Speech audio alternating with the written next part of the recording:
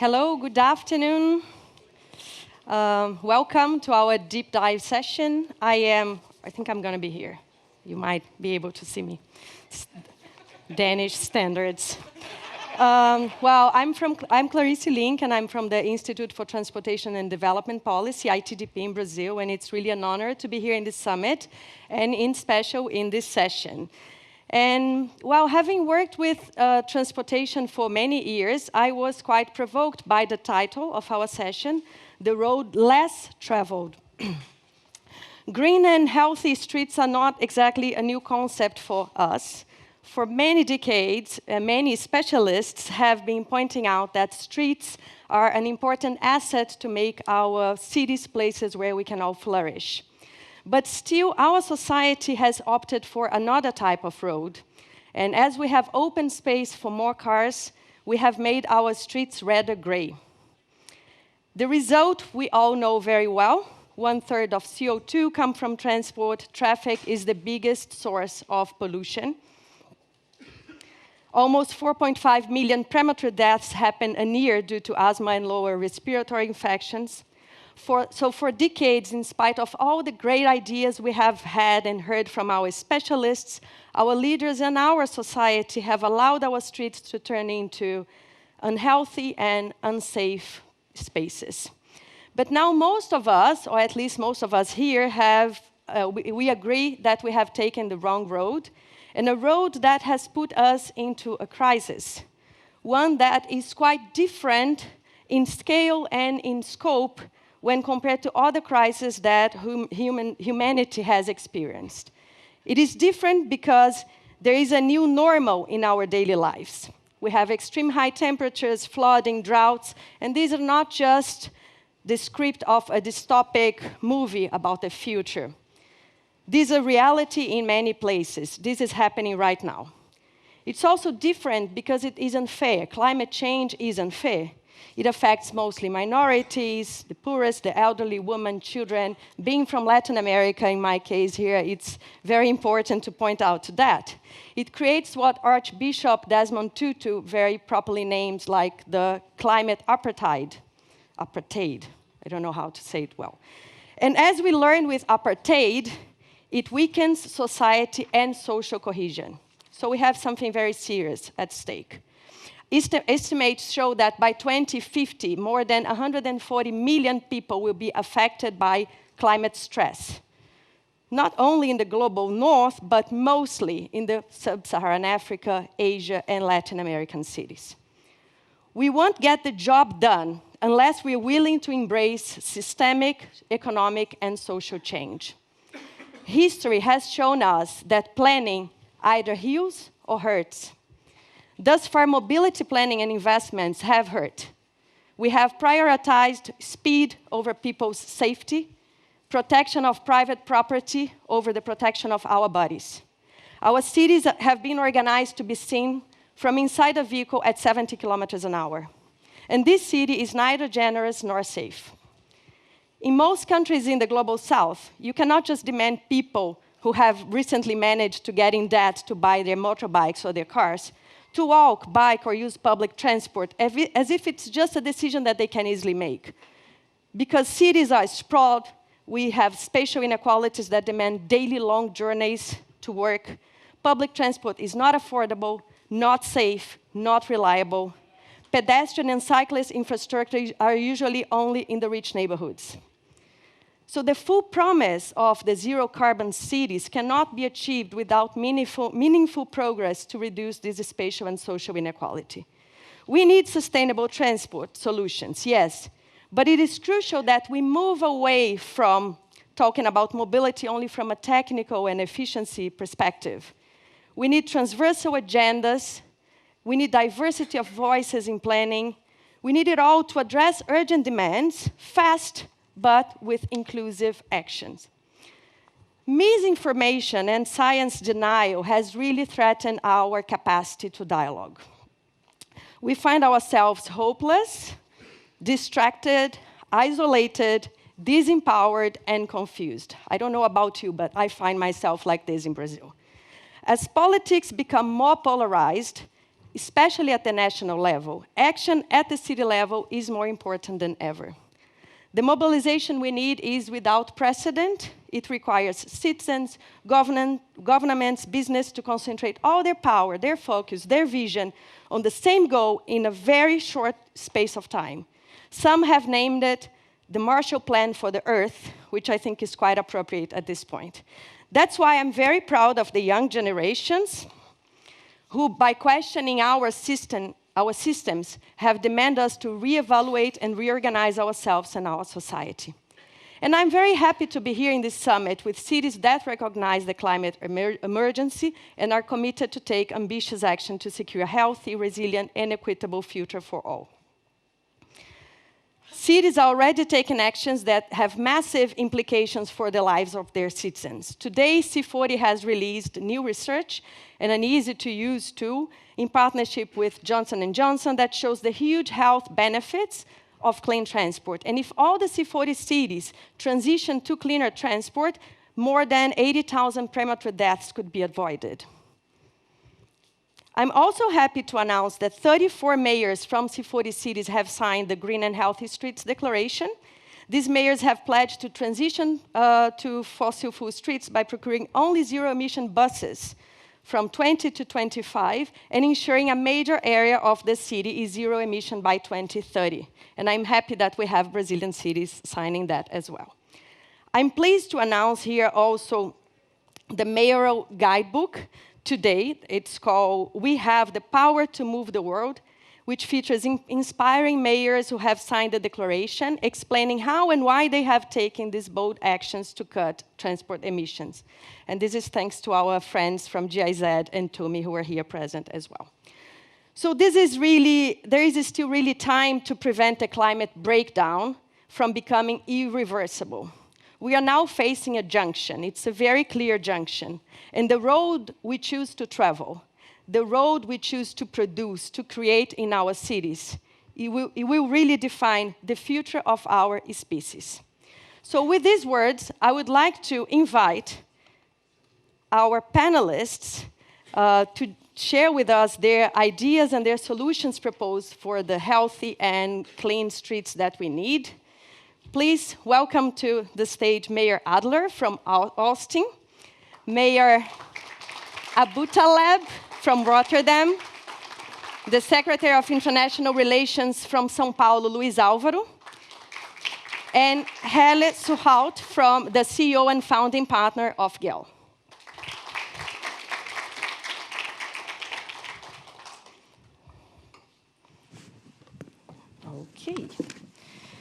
Okay, so welcome you all.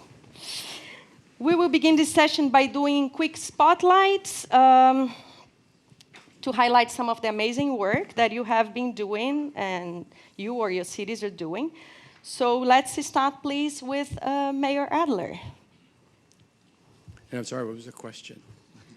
The spotlight. What have you been doing? Yes, okay. Sorry. You know, we're doing as much as we can, and we're pedaling as fast as we can in Austin. Transportation is really our biggest potential and upside. So what we're trying to do is do real significant mode shift in our city. 74% of our city commutes alone in cars to our downtown. We live in Texas, after all. So for us, it's getting people out of cars, and those that are in cars shouldn't be there alone, and it should be electric. Wonderful. Mayor Aboutaleb, what is the key issue that you have been doing? Good morning. I used to meet my citizens once in a week, sometimes once in 2 weeks, to talk about the most important issues in their own neighborhoods. It can be drugs trafficking or just traffic. What are the issues? And one of the parts of the city that is really too far from the city halls, 40 kilometers, that is called Hoek van Holland. That is the place where all these big, large vessels enter the port. And I was really curious about whether citizens have an opinion about danger for explosions, because there is a lot of industry, petrochemical sites, big refineries. So I hold a meeting like this one with more people, and we try to explain how we work to reduce the danger of explosions. But that was really not the theme of the citizens there.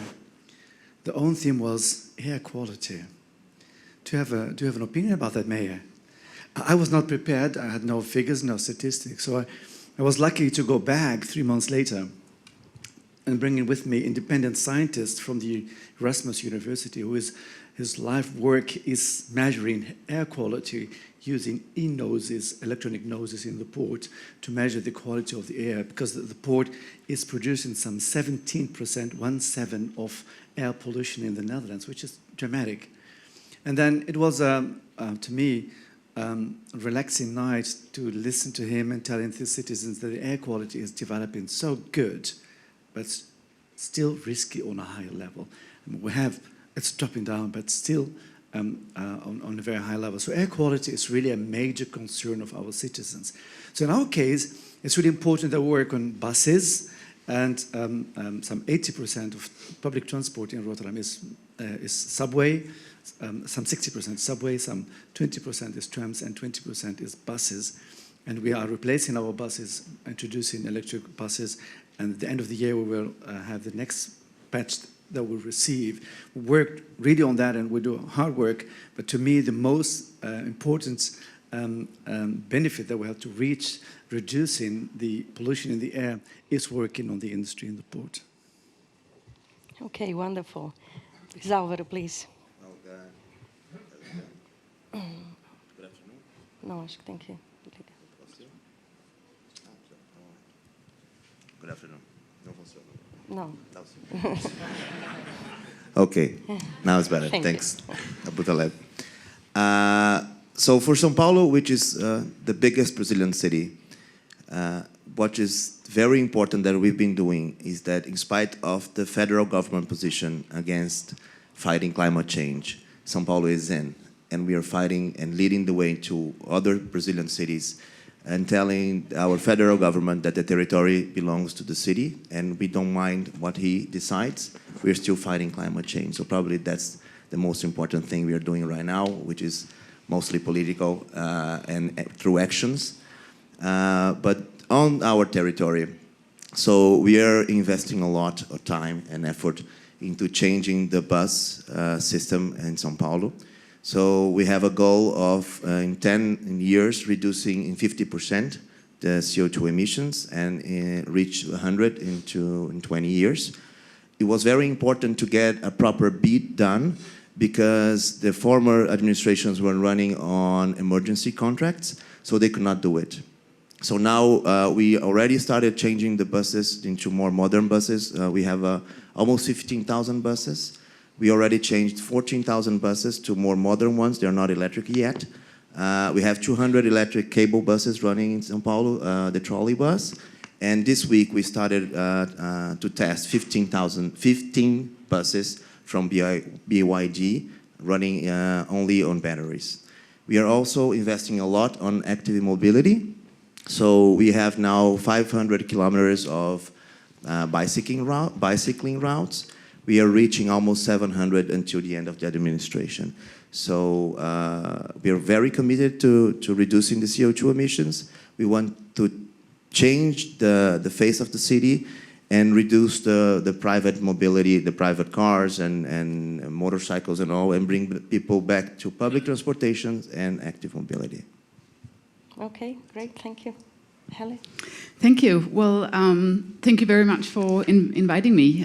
I've been an expert, you can say, and a business leader in this field my entire adult life, and have been working as a consultant and strategist and designer in all of these three cities. We have been really advocating for streets for people, cities for people, for many, many years, also led by the work of Professor Gehl, that I see is actually in the audience right now. We have been really working with transforming cities like Copenhagen to become more livable, working with cities like Sao Paulo, like New York City, and so forth.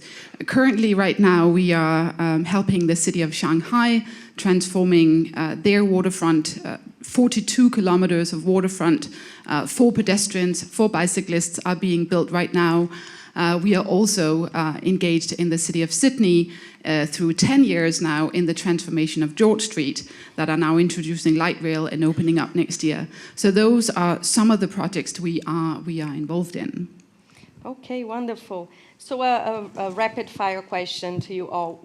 What do you think is the single most transformative action that we need on transportation?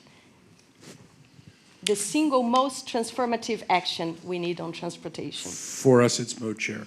So we have to create attractive alternatives for people being in vehicles so that it is faster and more convenient and less expensive, so as to provide an incentive for people in Texas to get out of their cars. Wonderful. Mayor? Oh. It's working. Yeah. It was a plot. About Twin Cities. Spatial planning. Planning. Spatial planning, yes, madam. Spatial planning is for cities the crucial instrument that we have. Mm-hmm. Nobody can do everything in the city without a spatial planning, without zoning, whether it's either construction or roads or waterways, it's all linked with spatial planning. Let me give you a couple of examples. Rotterdam Downtown is not a big downtown, it's a couple of square kilometers. But we recently decided to make a downtown a city lounge. So it's not the place where you go with your truck to buy a fridge. Maybe you go to see in a shop how a TV looks like, then you go home and order it. So the city lounge character of downtown must be different than it used to be. So we eliminated 6,000 parking lots. It's just disappeared. There are a lot of scientific data that shows that people that go for shopping are not going by car. They like walking, eating something, going to a cafe, a restaurant, do some shopping, and go home by using the subway or tram in our case and sell them a bus, but sometimes also a bus. And then the public space is really important. I was telling the mayor that one of the ideas that I'm working on is if you want to eliminate the need to go by car to the city, to downtown, and then to bring your kids, if you live downtown, to a suburb where there is a school, then the functions in downtown must change. So if you bring people to live there, you build a huge tower of 150 meters, which we do in the city, then floor 1, 2, 3, 4, 5 in such a building will have another function.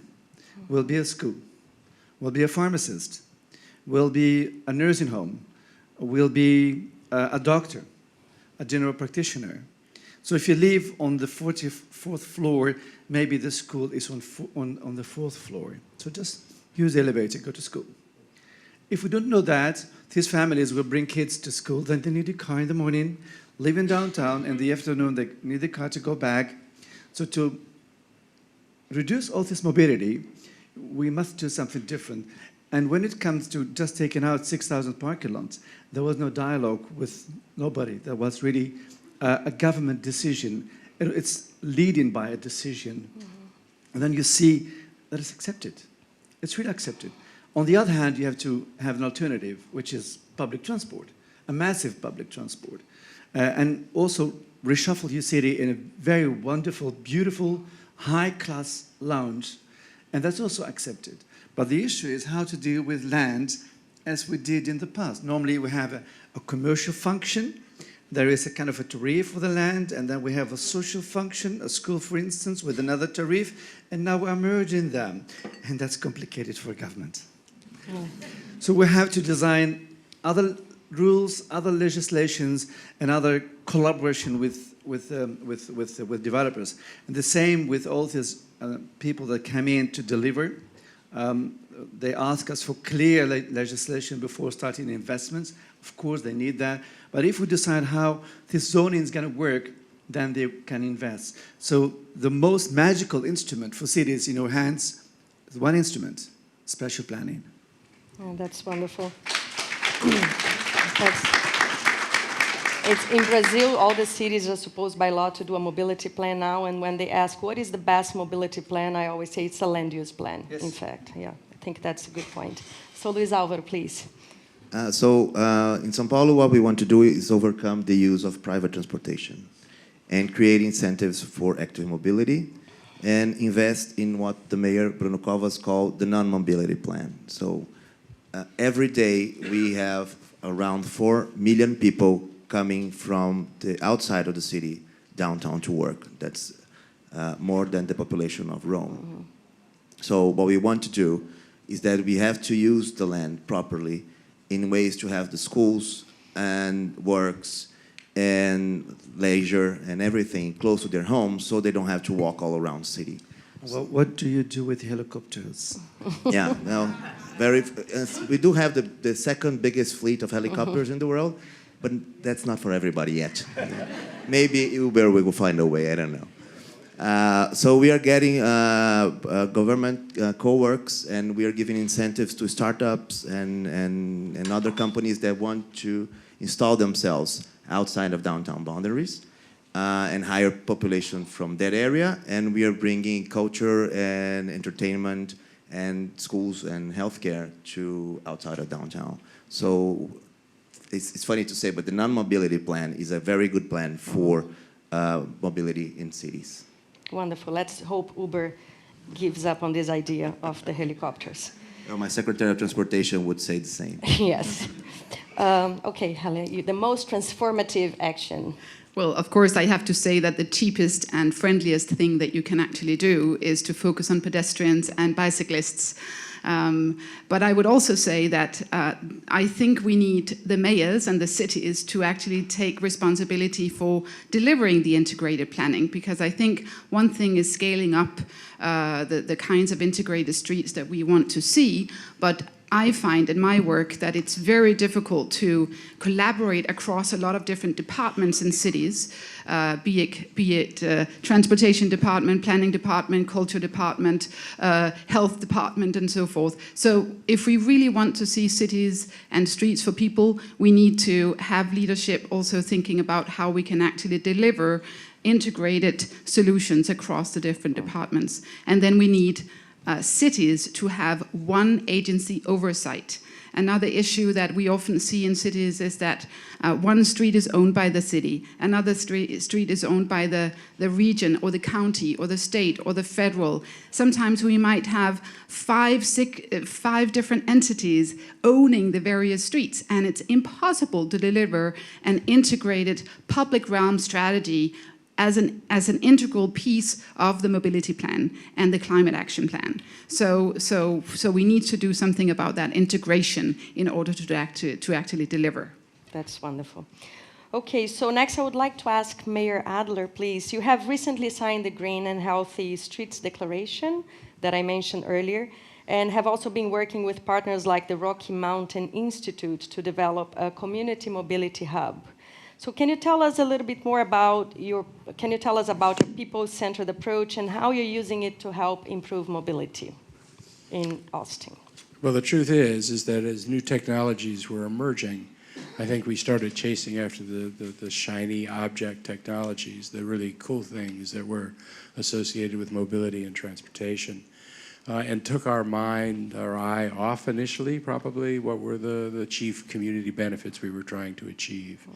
But over the last several years, we've had a renewed sense of purpose with respect to beginning with the community benefits we're trying to achieve and then work backwards into the technologies that we would use or how we would use them.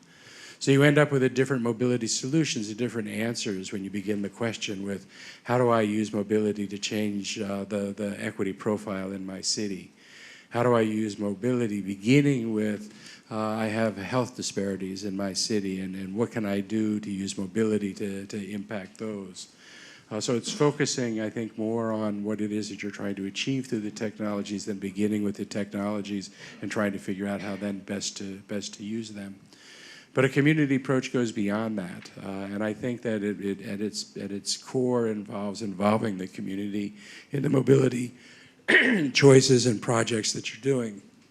So if you're going to do a corridor project, and we just passed the largest bond election in our city's history to rework our corridors, to look at reworking the corridors as ways to bring communities together. How do you rework a corridor with a focus on cultural integrity? How do you use corridors to stitch together communities? How can you use corridor projects for place making in a city?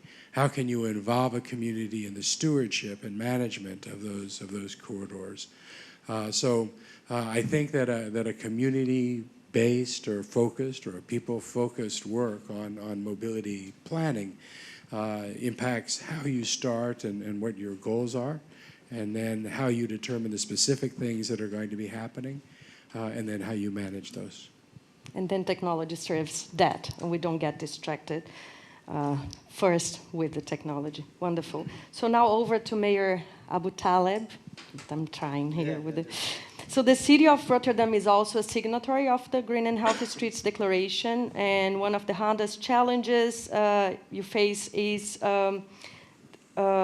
about freight vehicles accessing the city. You also mentioned this already earlier today, right? So you have ambitions planned for zero emissions freight. Can you tell us a little bit more about it? What are really the solutions that you're finding for this challenge? If you allow me to go back to the statement of Helle when it comes to who owns what in the public space, that can be a very complicated thing. That's why the reason to me in 2010, together with my colleague, the mayor of The Hague, decided to create a metropolitan authority. Mm-hmm. So the city of Rotterdam owns the public transport company.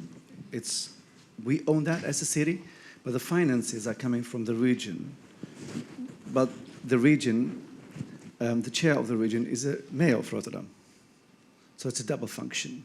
So that type of governance make it easier for us in the region with 23 cities to take tough decisions about logistics and transport, which is one of our main decision processes that we have to go through every year. The distribution in the city is a major issue. We see e-commerce coming in. A lot of products are delivered home, either the fridge, the TV, but also small things. And that requires alternatives in the city. Where to bring the stocks at the board of the city and how to distribute that in the neighborhoods. We are now engaged in a debate with the private sector, the logistics sector, in creating, first of all, the legal framework. That's really important.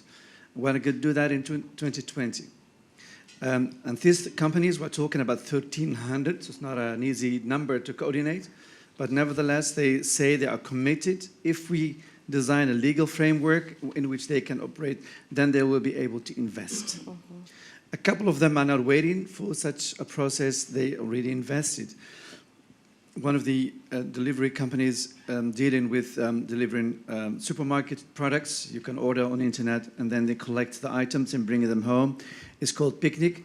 They already ordered electric vehicles and they distribute in the city the products using electric vehicles. One of the initiatives that I initiated myself a couple of years ago, 2 years ago, we have regional farmers. We're lucky as a city to be surrounded by a huge agricultural sector. Always good to have food in the immediate vicinity of a city. And these farmers, they sell the products to big companies, and then these companies, they distribute to supermarkets, and then the supermarkets are selling the products in our neighborhoods. And the funny thing is that if they succeed in bringing these farming products immediately to consumers, they can make more profit. And if you succeed in distributing these items via electronic vehicles in the city, then we have a double win. Farming become profitable, small farming become profitable, and it's clean in the city, and these small farmers get more money. So we're working on that in the city to see whether we can establish such a huge distribution center for the farmers to reach the consumers directly instead of having two other parties involved in the chain, to cut two parties in the chain. Logistics, that's what I learned after 10 years being mayor in Rotterdam. Rotterdam is a big logistics hub because of the port. Everything you have to do that. Investing in modern technology is not enough. They told me that you have to cut some parts of the logistics chain. It's really important to make the chain smaller, shorter, to be really beneficial. Oh, fascinating. It would be wonderful to have that this discussion in Brazil, at least, speaking from Brazil. So now moving to Secretary Luiz Alvaro, you mentioned here earlier the bidding for the bus system in São Paulo. So São Paulo is one of the cities that is taking part in the C40 Emission Bus Rapid Accelerator project, is known as ZEBRA. And as the Secretary mentioned, the city has a climate law with specific targets for CO2 and other pollutants abatement, and had a tender for about 15,000 vehicles, right? 15,000 buses, and that then we aim that they are going to be with clean technologies. So you talked a little bit about that, but we would like to, if you could expand, how did you manage to achieve such a goal, and what are the next steps? And we know the operator is the one in charge of, in fact, renewing the fleet. So how do you think we can really secure that that happens? Well, just talking about working together, besides all the work we have to do there in São Paulo, as you can imagine, as the Secretary of International Relations, I'm not responsible for one single mile of transportation in the city. But I'm here listening to the best practices, and then we work together with the different secretaries over there. And we've been working very closely together with C40 in this program that has a very funny name, ZEBRA, to get the data, get the proper exchange of experience with different cities like Medellin, Mexico City, and Santiago. It's very important for us to have partners in Latin America working with, because it's the reality in Latin America and in the United States or in Europe is very different. So it's important for us to have partners in Latin America working with us. And they're also helping the private sector that is needed to do this change to get the proper financial program so that they can invest and they can change their fleet. The City Hall is not responsible for buying the buses. We are just saying them that they have to achieve that certain amount, that goal in 10 years, and then which is half of the goal, and then the total of the goal in 20 years. Otherwise, they won't be able to perform that service in the city. So we already got 4,000 buses to change. We are going to reach 6,000 until the end of next year. They are supposed to work for like 6 to 7 years, and then they're going to be changed again into the new model. What's interesting in our bid is that we didn't tie it down to electric buses. We tied it down to the goal of reducing CO2 emissions, because we don't really know what's going to be the technology in 20 years. So we are letting the private sector to decide. We are just going to be really strict into maintaining the data, into maintaining the dates for the goals, and the private sector will organize itself in order to choose the best technology and to implement it in 20 years, or they will be out of business in São Paulo. Okay, let's hope that happens. Let's work really hard so that can happen. We are all doing that in Brazil, working really hard. So let's turn to Helle here. You have been working for a long time to shift the way we design and think about our cities and public spaces. What are some of the most inspiring examples today of cities that have transformed public spaces and are heavily investing in walking and cycling? Give us some good inspiration to take back home. Well, I already mentioned some of the cities we're working in. Before mentioning any specific place, I would say what we really try to do when we work with cities is for them to adopt a data-based or evidence-based approach to development.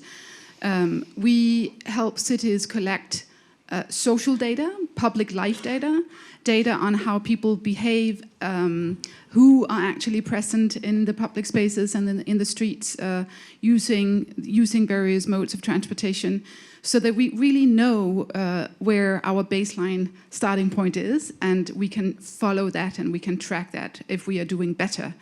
So a lot of our work is actually about getting the right data, as Michael Bloomberg was also advocating for, supporting that data in the right planning decisions, and enabling our politicians to take the right decisions and have the guts to also go against, you could say, some of the barriers and some of the obstacles that they might meet. So that's incredibly important. What I'm inspired by is, of course, a city like Copenhagen that has used this methodology now for 30, 40 years. We are right now working with the cities like San Francisco, Seattle, and Vancouver on the west coast of the US with also implementing this approach. And we've helped the city of Buenos Aires in Argentina to make a 10-year plan, set targets for where they want to go, and then helping them monitor how they are actually progressing in that direction. So I will be looking to a city like Buenos Aires, for example, to see how their newly elected innovation officer for streets are going to actually deliver on these ambitions. That's wonderful. And you answered my following question already. But I think maybe we can open a little bit more to the other panelists as well. How can we make really this case for a new policy or a new project, right? We're talking about showing evidence. We heard earlier showing health benefits, economic benefits. So could you talk a little bit about this challenge in your cities? How have you been managing to engage with different stakeholders? And what evidence do you need to do that, to make that happen? I think there's probably hard evidence and then there's softer evidence, and they're both important. We own our own power company, so we get to decide the generation portfolio that we use. I know that when we started moving more and more investment in renewable energy sources, it was more expensive than the fossil fuel energy sources. So we had to convince the community that it was the right thing to do for many reasons, but we still had to get over the hump that it actually cost more than what the alternatives were. The fortunate thing we have in today's world is now the economics have shifted. So every time we enter into a long-term renewable contract right now for energy or invest capital in that direction, we actually average down the cost of the energy that our city has. That makes the argument that much easier to be able to make, because now people see not only the community and world benefits, but also the economic benefits. To the degree that we would go into our city to change our planning, and we would run into neighborhood resistance as we would try to get into denser building, smaller units, and we would get resistance from neighborhoods that had fallen in love with and were trying very hard to hold on to large lots, single-family home subdivisions. Now that we've actually been able to start converting parts of our city, people are finding that the people who live there are actually happier and enjoy the life there more, because they're able to walk to more places and interact and be a greater part of a community. Property values in those areas are going up. It becomes an easier sell when you're talking to communities when they actually can see that on the ground. But then there's the soft answer to that question. And I think that cities have the ability to be able to make their cities proud of who they are, and it can become part of a city's brand. And I know that's true in Austin. Austin's the fastest growing city in the United States right now, metropolitan area, and has been for each of the last 8 years. And we have a lot of companies and a lot of businesses that are locating to Austin. And they do that not only because of the workforce, but they do that because the people that they want to hire want to live in Austin, Texas. So it's a quality of life issue now that's driving a lot of the economics that we have in our city. It's how we perceive ourselves and how we feel about ourselves. And having been able to achieve that cultural tie to what we do in our city, we're finding significant success. That's wonderful. Everybody wants to flourish, right? And I think the city is the wonderful space for that. So Mayor Aboutaleb, please. When I was a young man working with the Social Economic Council in the Netherlands, that is the highest advisory body to the government, we had a wonderful chair, an eminent person who once invited me for coffee in his office and told me two major lessons. The one is, if things are complex, then there are no easy solutions. If things are complex, there are no easy solutions. And the second lesson was, the market that's what I was shaking my head when you was talking about the role of the market in making the city clean. The market's aim, first of all, is making profits. And so what you need to balance that is a strong government. Without a strong government, you cannot balance the companies to do the right things. And his example was Ahmed. He said to me, go to the market, just where you buy fruit and bread and so on. Is there any market in the world without a market master? Do you know in your neighborhood a market without a market master? There's always someone representing the government, just in the ordinary market. Otherwise, it becomes a mess. So the governments must be really strong presence in this theme. So what I do myself is, with my citizens, I talk, and the mayor of LA said this morning a beautiful thing about the role of mayors, that is, sometimes you lead and sometimes you follow. So it's really important that you listen to your people and try to find a good answer together. But sometimes you simply need to lead. I was talking for years with the energy companies in my city to introduce a system of capturing CO2 emissions from the air and bring them to the North Sea and store them in the former gas fields, new technology. And they kept me talking and talking and talking for years. And then suddenly I said, I'm sorry, I'm not in to continue with his game. It's either you deliver or you'll be closed in 2025. That was a major statement. They said, I told them, well, my city council wanted it, and my citizens wanted it. No, they said, it's because you say it. I said, well, 2025, you close your doors if you not deliver. They didn't deliver, and then it's a decision of national government to do so. So when the Dutch government was under construction, I called the Prime Minister, told him, I need to talk to you before you sign that document. And one of the things we discussed was the closure of coal-fired power stations in the Netherlands. And the first one has been closed, and the second two remaining will be closed in 2030. That is a firm government decision. Sorry for the inhabitants of London. You get a lot of electricity from my city, so we had to search for an alternative. So sometimes you need really a tough leading decisions to change things. If not, things are not going to happen. Second, stop talking about this type of measures that we need to do. Stop talking about that as we need to do that to save Mother Earth. It's about moral approach. It's not working, especially when you are talking with a tough business community. That's not the right argument. But even for federal governments, it's better to use that as the argument of it's the new economy. You spoke about that. And we have the evidence in the Netherlands that if you build a sustainable house, one sustainable house, for completely appropriate dealing with energy and water, the whole chain, it delivers 2 sustainable jobs. One sustainable house delivers 2 sustainable jobs. I hope that the professor will check whether it's valid or not. But that is what I learned last years. So it's really the economy. It's not only serving Mother Earth, it's the new jobs. We see in my port that it is just the XY angle. We see that the number of jobs in the port is declining year after year. And we have 150,000 jobs in the port, 150,000. It's declining. So the only way to bring new oxygen in the port is by creating new jobs. And the only thing to do is a complete renewal of the industrial chain in the port. If we don't do that, a lot of jobs will disappear. It may be in 25 years' time, maybe our port will become more an open-air museum. Wonderful.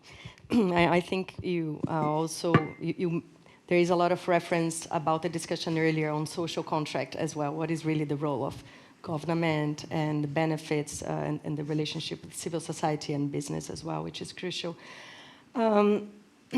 So, yes, Luiz Alvaro, please, how do you work with evidence-based solutions and how do you dialogue? Yes, sorry, just a second, Luiz Alvaro. You have to leave for a very special photo. Yes. So can I ask one thing before you leave, and then we resume here the discussion? Which mayor or city is currently your inspiration on transportation? Well, inspiration for us, again, Texas, everybody's in love with their cars, and we're trying to get people out of their cars into different kinds of transportation. So we're the micro-mobility, we're using almost 1 million scooters. We had uses in a month, a few months back. But really, if we can get people out of the cars and onto bikes is what we really want to do. So we're creating a vast bicycle network in the city. So my inspiration, I came here 2 years ago with the then Secretary of Transportation, Fox, and we went on a bicycle tour of Oslo and Copenhagen and Amsterdam. And just rode bicycles around, and it was fascinating. But the story I tell people in the picture I show is of that bicycle parking garage in Amsterdam with 27,000 bicycles, and no one believes me. And then there was a picture on the wall of the whole city commuting on bicycles in the snow.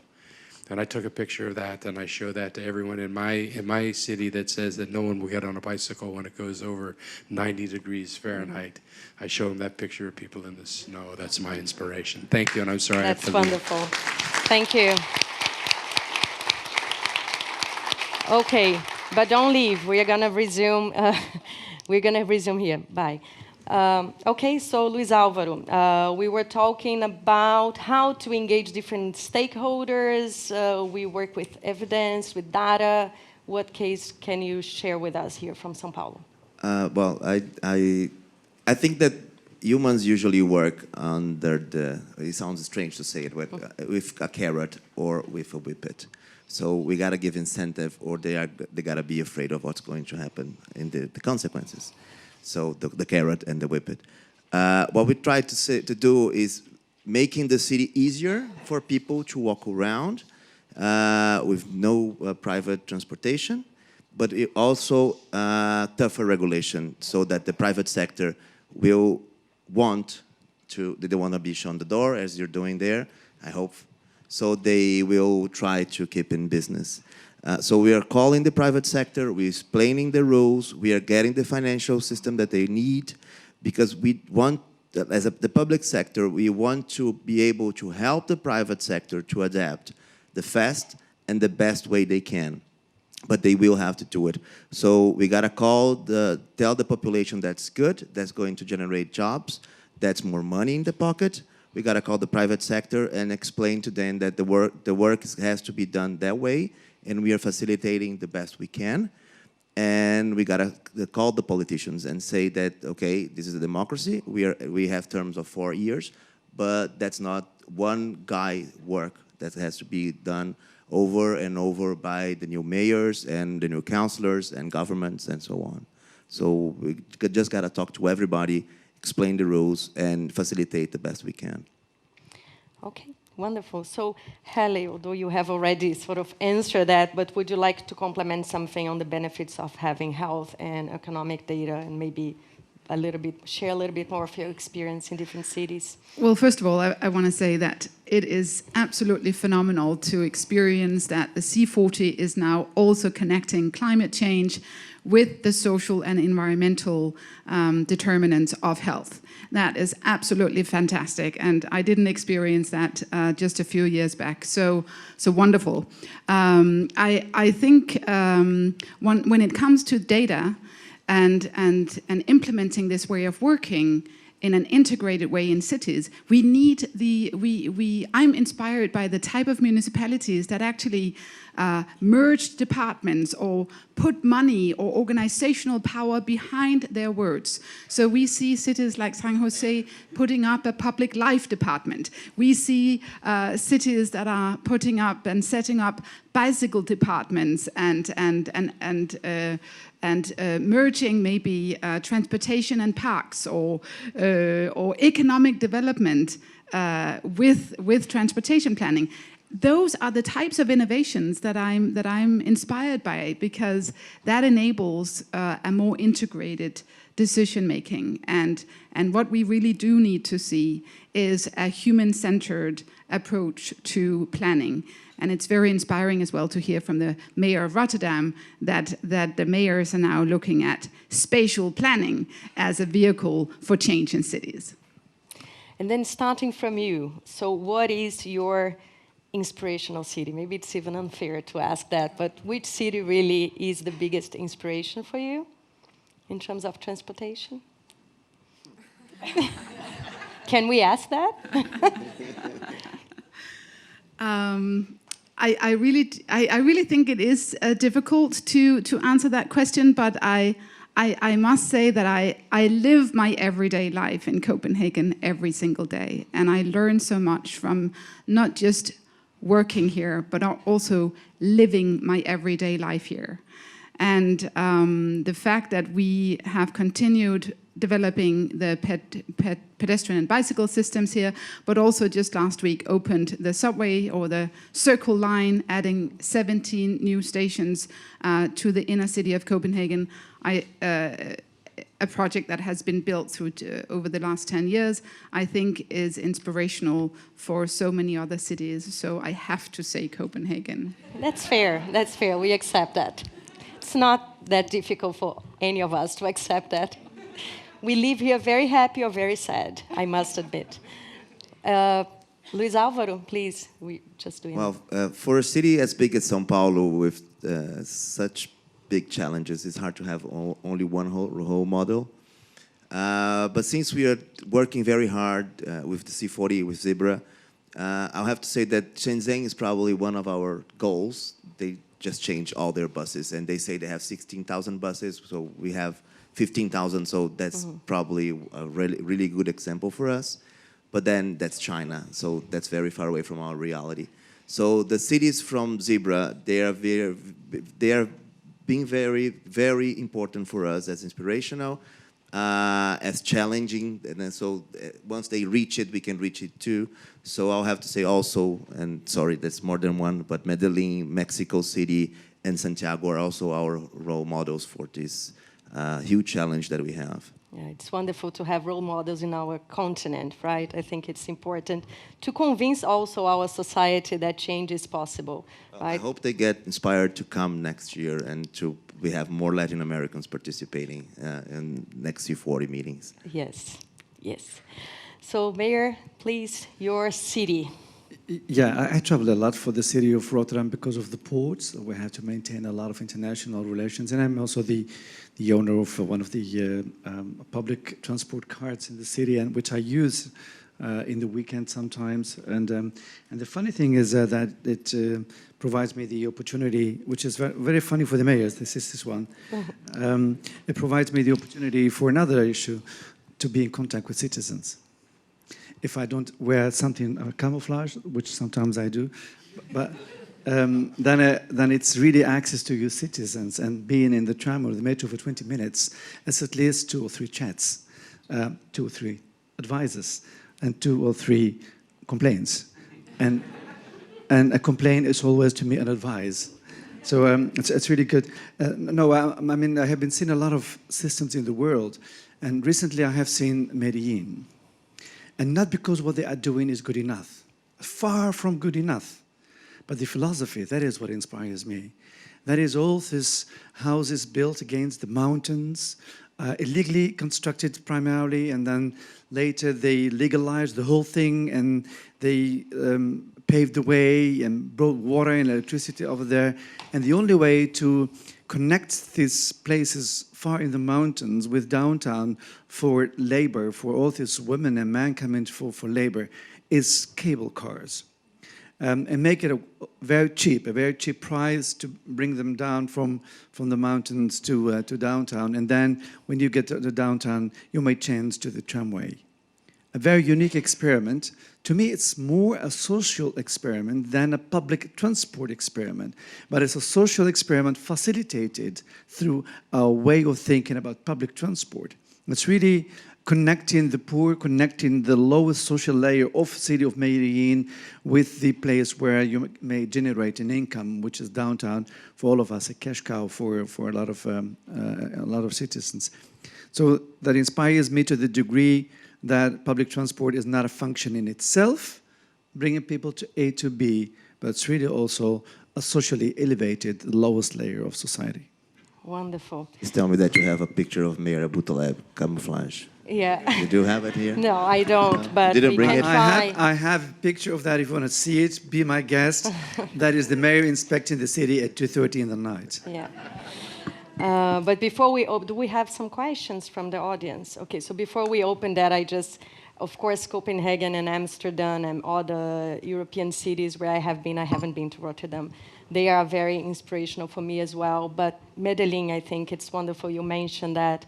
Coming from Rio de Janeiro, and if you have been there, you know how is our inequality and a lot of slums and a lot of needs.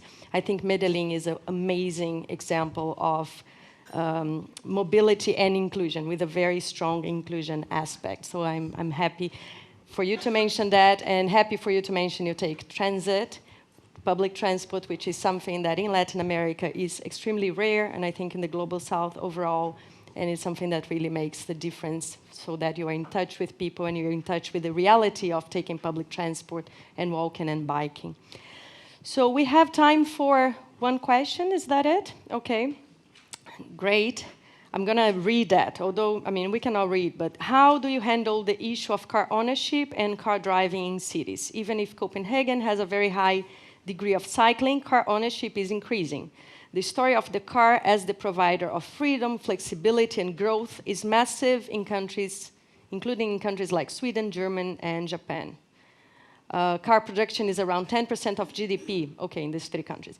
Just making emission-free buses and cycle tracks will not make people change their everyday life organization. How can C40 cities help each other with this challenge? So maybe you can each one try to, we have 1 minute for each one, and so we can then close after. Well, in Brazil, when we talk about people, we have very different socio-economical layers. So for those one that are ascending, they really dream about having their own car. So especially in governments, federal governments before this one, so they did an incentive so people could buy their own car because they knew there was a dream, and that if you're performing a dream, you're performing votes. So they took the population in the wrong way. If you think about people that are in higher layers of the economical cake, let's say like this, they are buying less cars. So now people usually, they used to have 2, they usually sometimes have 3 because we have a law that once a week you cannot drive your car, so they had 3, so they have a spare 1. So now they only have 1. So it depends on the layer you're looking at. What we are doing in the city, we still have this law that you're not supposed to drive your car once a week. And downtown, for instance, every Friday, we close downtown for cars. So we are trying to make people realize that they will be able to live their lives perfectly even without the cars. And of course, we are investing a lot of money into sidewalks so people can walk better, into buses and into public transportation, and we are going to enhance the bicycle lanes that we have. So we are not going to make it harder for people to get their cars if that's what they want, but we are going to make it easier for them to circulate in the city without the cars. So they'll understand the benefits of it, and they can keep their cars if they want to travel out of the city when they want. Okay. One. Well, I think we need to realize that infrastructure planning and construction and management is not about the infrastructure, it's about culture. So we have to think about how we actually enable behavior change. To give you a small example, in the city of Copenhagen, it's not just the provision and the providing of bicycle lanes that enables people to bicycle. We have the local police come to all the public schools to teach the children how to bicycle at a young age, and again at 6th grade, they have to take a bicycle pass in their local community, and they get an exam paper and a little bit of a mark, and they're super excited.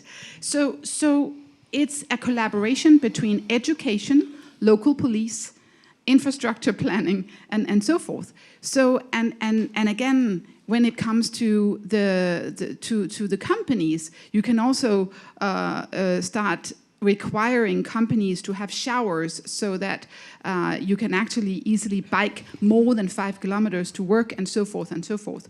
So we have to think about infrastructure planning not just as something hardware, but also the software and the way that we can actually change behavior in cities. I will add something different to the aspect of culture. I think it's more than that. I think it's psychology. And that's people, when they become 15, 16, then they have already the opinions about the way to behave, and it's really difficult to change that behavior. So it's about psychology. Sometimes people can do the math and discover that it's not profitable to have a car. I know someone who used to a car to move from Rotterdam to The Hague. That is 30 kilometers. That is 2 tanks of gasoline a week. That is 100 liters of gasoline. That is 150, 160 euros a week. That is about 700-800 euros a month. So if you do the math, you buy 1 electric bicycle, and it is you may earn that within 2 or 3 months. And he did. And it turns really not only beneficial for his wallet, but also for his health. He's cycling an hour in the morning, an hour late in the evening. It's really also a psychological aspect. On the other side is owning a car that's well written is not similar as using a car. So if we move in the future towards owning an electric car, fine. But the issue is we don't have enough electric cars, and we don't have enough second and third-hand cars, electric cars. That will take time. At least 10 years from now, then the first-hand cars will become second-hand cars, because that is the market is huge for second-hand cars, and it's not that far. So owning is one thing, and using is another thing. And then I said, when things are complex, no easy solutions. Then you have regulations, pricing. Road pricing, but also pricing in terms of parking. In the US, people are used to pay $30, $40 a day for half-day parking. In Rotterdam, you may park your car in one of the public garages for €2 an hour. So the pricing mechanism can also play an hour, a role. Taking out the parking facilities from the public space is another instrument they may use. So it's a collective of things, and plus above that, of course, you may provide a good alternative. If the subway is running once an hour, that's not an alternative. I mean, you go to Japan and you see the metro coming once 3 minutes or 4 minutes. That's a real alternative. So all things together are needed, I think, to do that. And I don't think what I send my police officers to school to teach how to ride a bicycle, I think, well, other people for, because I need my police for other complicated issues in the city. We are running a program with Bloomberg Philanthropies called Educational Routes, if I'm not Safe confused. routes to school, I think. Safe routes to school. And we are sending, not the police officers, but we are sending proper people to get the kids out of their homes and take them by bicycles to take in cycle routes. And we're implementing it now, and we hopefully in Rotterdam, it's a basic necessity to cycle and to swim for all kids. Yeah. So if you got 3 or 4 years, you have that already in your genes. They know how to do it. It's not safe enough for them to be there by themselves. But it's the program. That's another thing. What I've been seeing in Colombia, also in Bogota, that's a tough measure. The maid just took space from the car and gave it to the bicycles. That's also a legal measure. And there are a couple of streets are on Sunday closed for cars. It's only pedestrians and cyclists. You create a lot of anger, people not voting for you, but also a lot of other benefits. Do you want to complement something as well, I think? I wanted to compliment on the number of cars. I totally agree that we haven't significantly lowered the number of cars in Copenhagen, and we need to do that. In New York, for example, when the public plaza and the bike program was installed, the traffic actually went down on central Manhattan with 17%. Now it's up again because of Uber and because of these new digital platforms and so forth. So if we really significantly want to get our cars lower, we have to have courage to actually make car lanes narrower, take parking out, make road diets, implement new infrastructure in terms of pedestrian and bicycle infrastructure, but also find the financing to continuously build our public transport infrastructure and continuously doing that. And then we need to ensure that the new technology and the new platforms are supporting shared trips and not a growing of individual trips. Wonderful. And I think then you are all saying, just for us to close here, that we should not take car culture for granted. And I think this is an important point. At least in Latin America, it's always like, but the Brazilians love cars. This is part of our culture. We can change culture. I think we need proper incentives and proper built environment, carrots and sticks, but we can change that. And we can mold culture so that it addresses our inequalities and the problems that we face as a society. And we need to face that we need to change, right? And that's why I like this idea of the Marshall Plan for the Earth. We need to get together. We don't have a lot of time. It needs to be on spot. We need to change, and we will need a lot of effort and a lot of vision and a lot of action to make sure that that happens.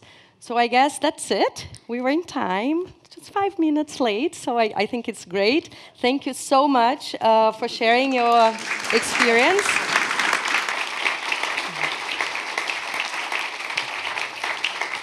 Thank you all. Good lunch. So, is that okay? I think it was. Oh.